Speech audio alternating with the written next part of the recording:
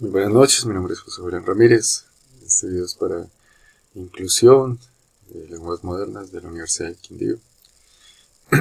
El artículo que me correspondió eh, exponer es el artículo 23 de la Declaración Universal de los Derechos Humanos, Derecho al Trabajo.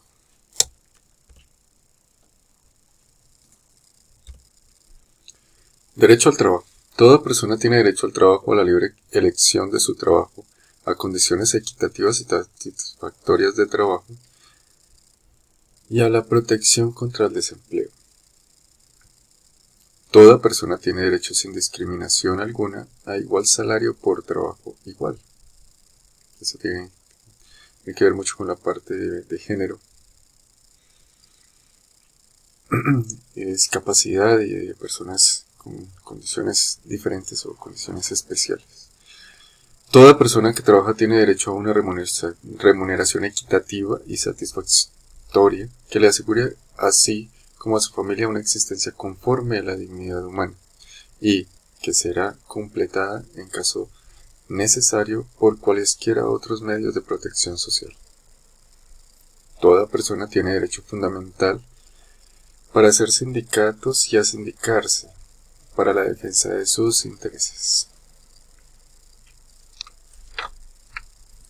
Estos son los derechos o dentro del artículo las cosas más importantes que también la profesora nos entregó. Y hay unas preguntas que tienen que ver con el derecho y que son muy interesantes para realizar el análisis. Derecho al trabajo. ¿Tiene alguna justificación que hombres y mujeres no cobren lo mismo por el mismo trabajo? ¿A qué se debe que los hombres en general cobren más? En esto no estoy muy de acuerdo. La verdad es que este pensamiento para mí es un poco anticuado en el sentido de que yo he trabajado por unos 10 años más o menos en diferentes empresas y nunca he visto la diferencia entre hombres y mujeres en cuanto a que los hombres ganen más y que las mujeres ganen menos. La única diferencia que he notado es que en los cargos de elección popular como alcaldes y gobernaciones y senado y cámara de representantes, consejo, etcétera, etcétera, la gran mayoría son hombres.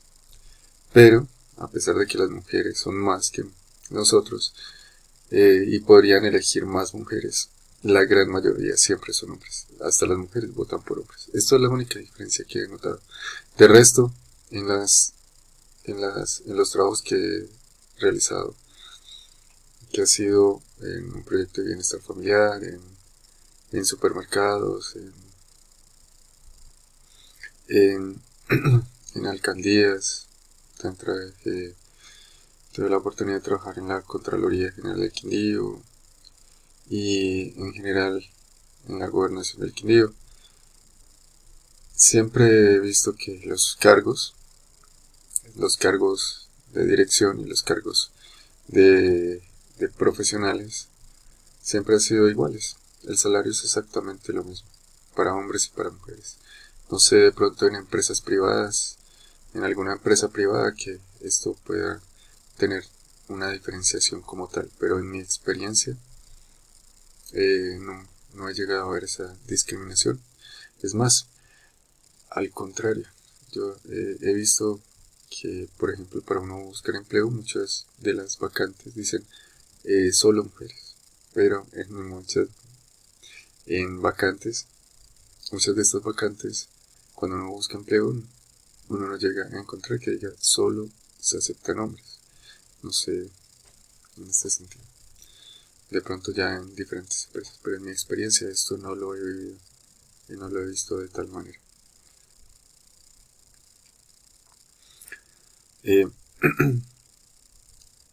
¿Es acertada la prohibición de trabajar para los menores?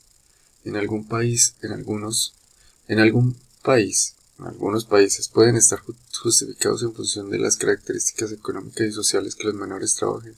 No, esto no tiene justificación alguna. Si los menores trabajan es porque el Estado no le está proveyendo, no está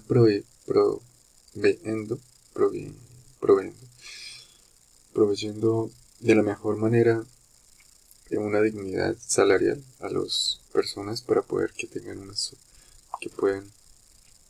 que tengan un mínimo de condiciones para poder subsistir, y así las familias pues no hagan caso de que sus hijos trabajen. Además de que cuando los niños trabajan, normalmente siempre son manipulados porque ellos no tienen conciencia real de lo que están haciendo y de lo que pueden hacer con el dinero que ganan en ese momento. Siempre son manipulados por algún mayor, por algún papá, padrastro, madrastra, mamá, tío, tía, primo o cualquier persona que esté a cargo de ellos. Esa es la triste realidad. Entonces no hay justificación alguna si es por características económicas. Puede que esto suceda, obviamente, en países, y pues acá en Latinoamérica sucede, pero que sea justificable, no es justificable. Ya es un problema del Estado. Se ha de incentivar la integración laboral de las personas con discapacidades y la de las personas en situación de riesgo social.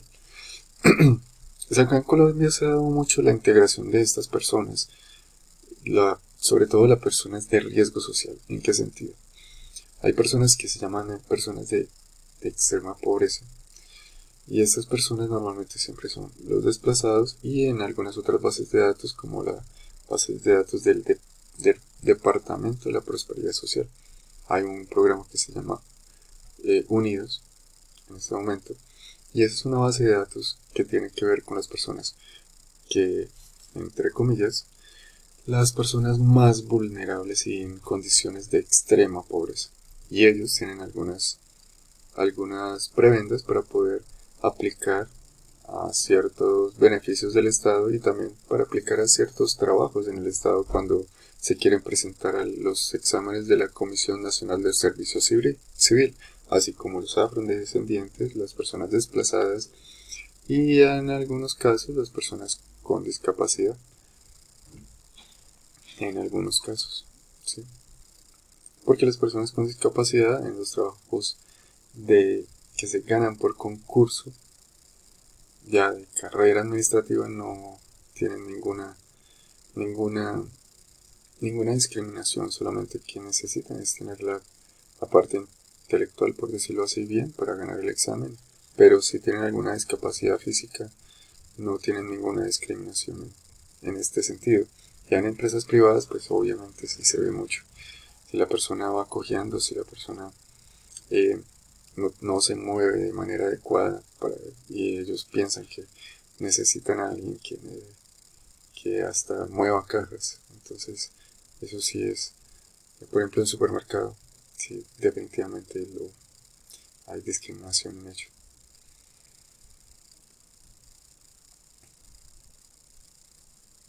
Sí, y pues ya la pregunta como tal, que si se debe incentivar, sí, se debe incentivar esto para generar una conciencia social, una conciencia en la comunidad, para que no sean excluidos, porque ellos también necesitan, y sus familias necesitan tener una vida de calidad. Siguiente pregunta. Todo el mundo tiene derecho a poder trabajar, pero ¿tienen también el deber de trabajar? Obviamente. Todo el mundo tiene el derecho, pero tiene el deber también. ¿Sí? No es simplemente que le pidan al Estado que los subsidie absolutamente todo y que todo les llegue como a las manos. Tienen que cumplir con sus deberes como ciudadanos. Una de las cosas es que cuando se nace siempre hay derechos, pero estos derechos conllevan a los deberes con los otros ciudadanos como tal, para poder que como tal el Estado y la sociedad en sí pueda funcionar de una manera adecuada y correcta. Siguiente pregunta. ¿El trabajo no remunerado, como el voluntariado, representa una amenaza para la existencia de puestos equivalentes de trabajo remunerado? Aquí en este país eso no aplica. ¿Por qué no aplica?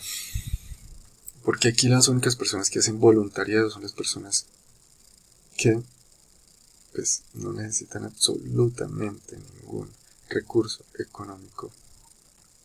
¿sí? Y pues cuando uno ve, uno busca este tipo de voluntariados, siempre son en países desarrollados, ¿sí? Que nosotros podemos ir a trabajar allá como voluntarios, solamente nos dan la comida para aprender, por ejemplo, otro idioma, otra cultura por 6 meses y pues conocer otra ciudad y otra cultura. Pero realmente acá en Colombia eso no se da, no hay, por ejemplo, haciendas que traigan a las personas de otros países, porque este país no es tan llamativo en ese sentido. Entonces los que realmente vienen aquí de voluntarios es porque pues aquí les rinde el dinero exageradamente, pues el cambio del dólar cuando son de países desarrollados. Entonces esa no me parece tan acertado en a la parte de Colombia. Ya porque, por ejemplo, las damas rosadas y todo eso son personas que ya están pensionadas o que su familia como tal tienen los recursos suficientemente económicos y están en una mayoría de edad de la cual simplemente necesitan es como hacer horas de caridad, pero no nada más. No es que le quiten el trabajo a las personas. Y ya los voluntariados obligatorios, como todos saben, por ejemplo, el contrato de prestación de servicios que le toca a uno es trabajar para poder que le den el contrato, pero trabajar gratis durante 1 o 2 meses. Eso sería como una especie de voluntariado que lastimosamente existe en este país. Y todos los servidores, los que buscan de pronto contratos con la parte política, trabajan gratis mucho tiempo para poder ser acreedores de esos contratos de 6 meses, 3 meses, máximo 1 año continuo, pero que siempre va a tener espacios para trabajar gratis y que para poder tener el chance de que le sigan el contrato. Última pregunta. ¿Puede funcionar una sociedad sin la aportación del voluntariado? Sí, y lo vemos acá en Colombia.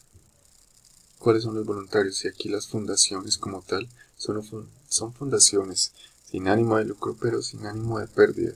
Todas las fundaciones lo que quieren es contratar con el Estado de una manera más fácil, de una manera sin tanto impuesto.